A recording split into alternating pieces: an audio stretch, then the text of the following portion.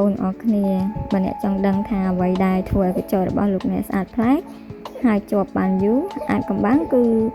អ្នកអរគ្នាអាចមកចិនឌី Beauty Salon បានអ្នកនឹងដឹង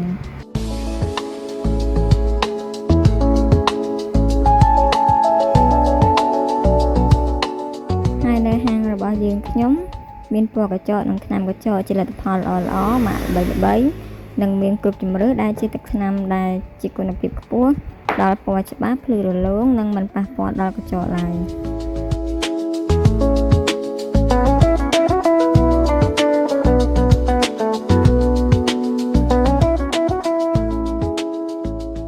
ហើយនឹងជាមួយជម្រើសពណ៌និងគ្រឿងដេគ័ររាប់រយប្រភេទ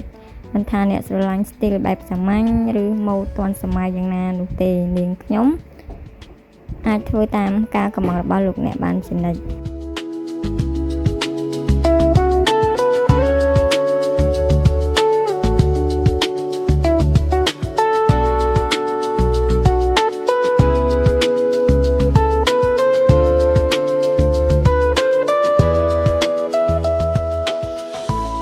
រាល់ឧបករណ៍និងសម្ភារៈប្រើប្រាស់ទាំងអស់ត្រូវបានឆ្លងកាត់ការសម្អាតនិងសម្លាប់មេរោគយ៉ាងម៉ឺងម៉ាត់មុននឹង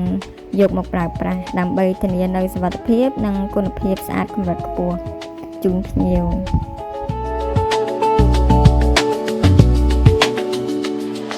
ហើយសម្រាប់បងប្អូនដែលគាត់ចង់បានកញ្ចក់ស្អាតតែពេលខ្លះគាត់អត់មានពេលមកអង្គុយធ្វើ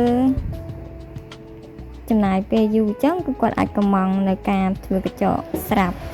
កញ្ចក់បិទទៅបិទនៅផ្ទះខ្លួនឯងឬមួយក៏ធ្វើទុកហើយមកដល់ហាងគឺបិទយកតែម្ដងក៏បានហើយធានាថាស្អាតដូចគ្នា